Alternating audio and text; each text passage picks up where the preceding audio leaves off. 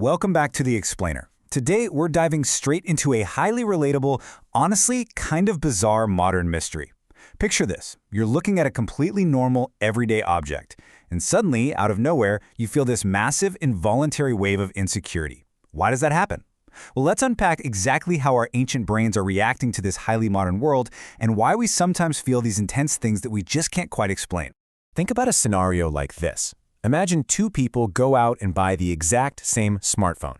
Same incredible camera, same battery life, same lightning-fast performance. But one of those people, they secretly feel incredibly disappointed. Why? Simply because they found out someone else bought the slightly more expensive Pro version. Nothing about their actual life or their perfectly good new phone changed at all, yet they suddenly feel smaller. And that brings us to the ultimate question. Why do we care so much about status? Seriously, why do humans endlessly compare themselves to complete strangers?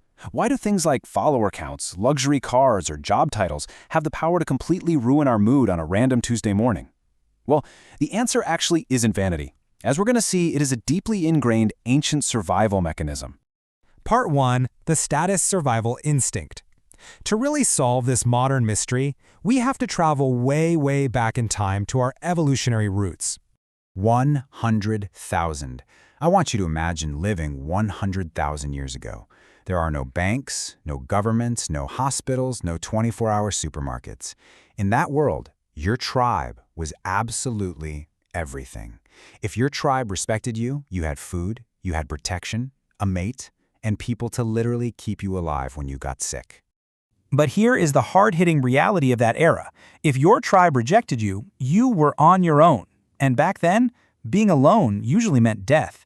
So your brain learned a very critical, very blunt lesson. Higher status literally equaled a greater chance of survival. The respected hunter got to eat first, the trusted leader received support, the skilled healer became incredibly valuable to the group. Status was absolutely never about showing off. It was about pure, undeniable security.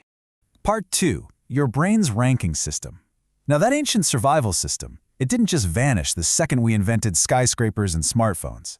It still operates completely automatically in our minds today. Every single time you walk into a room, whether you realize it or not, your brain is rapidly asking, am I respected? Am I important here? Do people value me? Where exactly do I rank? Scientists believe we naturally compare ourselves because, for our ancestors, knowing their position instantly reduced dangerous uncertainty. It determined who led, who followed, and who got the resources. Even today, walking into a networking event, your brain is immediately scanning for who looks confident, who has influence, and who is actually noticing you.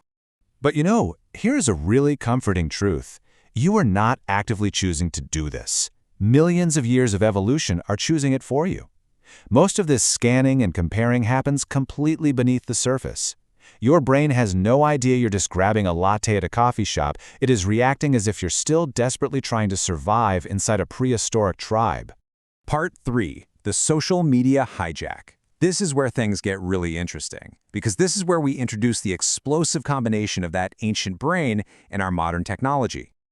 Just imagine taking that primal, survival-focused brain and handing it a device that forces it to compare itself with literally millions of people every single day. Every new follower, every luxury vacation photo, every expensive watch or viral post. To your brain, that looks like hard, undeniable evidence of higher social status. But the catch is, your brain doesn't fully grasp that people are only posting a highly curated highlight reel. It doesn't see their messy reality. It simply sees that polished highlight reel and immediately concludes, they're ahead and I am way behind. This instantly triggers your brain's reward system. When we get likes, we get a hit of dopamine. Because to your ancient neural wiring, attention feels rewarding and recognition feels like safety. Social media platforms absolutely did not invent our need for status. They just figured out how to perfectly exploit a system that evolution built thousands of generations ago. Part 4. Endless success treadmills. Have you ever noticed that strange phenomenon where you finally achieve a major goal, but almost immediately you just start chasing the next one?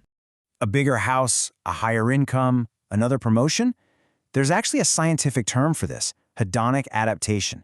It's the brain's natural tendency to measure success relatively, meaning yesterday's absolute dream quickly becomes today's boring normal. And why does this happen? Well, because evolution generously rewarded those who continually improve their position.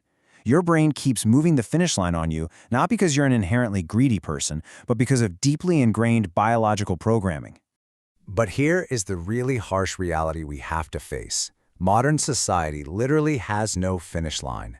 There's always going to be someone richer, smarter, more attractive, or more successful online, period. Without a conscious awareness of this biological drive, you can so easily become trapped in a relentless cycle of endless dissatisfaction. So how do we actually break out of this trap?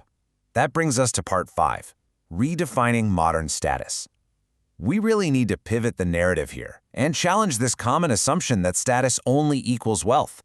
Because the truth is, status is incredibly diverse. It's built on knowledge, it's built on kindness, leadership, humor, creativity, athletic ability, wisdom. Think about it. Even inside your own small group of friends, different people hold entirely different kinds of status. Some are respected for being super reliable, others for being the funny one or the one who stays calm under pressure. Your brain simply wants recognition. It actually doesn't care what specific form it comes in. Ultimately, the healthiest people build status through contribution, not comparison. Instead of constantly asking themselves that exhausting question, am I better than everyone else? They ask, how can I become more valuable to my group? And I promise you that one small internal shift changes absolutely everything about how you experience the world. Part 6, taking back control. Okay, we've diagnosed the evolutionary problem, so let's look at some highly practical ways to stop this ancient instinct from ruining our modern happiness. Regaining control takes conscious, deliberate effort. First, start just noticing when you're making comparisons, rather than instantly believing them as facts. Remind yourself, out loud if you have to, that what you're seeing is just a highlight reel. Second, measure your progress strictly against your past self, not against some random stranger on the internet. And finally, focus your energy on building tangible skills and investing in relationships with people who value who you actually are, not what you happen to own. Look, your ancient brain is always going to automatically seek rank, but your modern mind can consciously choose purpose. You are never going to completely stop caring about status. It is quite literally just part of being a human being. But real confidence, it isn't about proving you're above everyone else. It's about reaching a point where you just don't need to prove it anymore. When you operate from a place of purpose, you could actually celebrate other people's success without feeling threatened by it. Which leaves us with this final provocative thought. The greatest status you can ever achieve is becoming someone who no longer depends on status to feel worthy. Once you truly understand exactly why your brain craves it, you stop being a prisoner to it. Your ambition can finally serve your life instead of completely controlling it. So ask yourself, what would your life look like if you finally stepped off the status treadmill today? Thanks so much for joining me on this explainer. And as always, keep learning.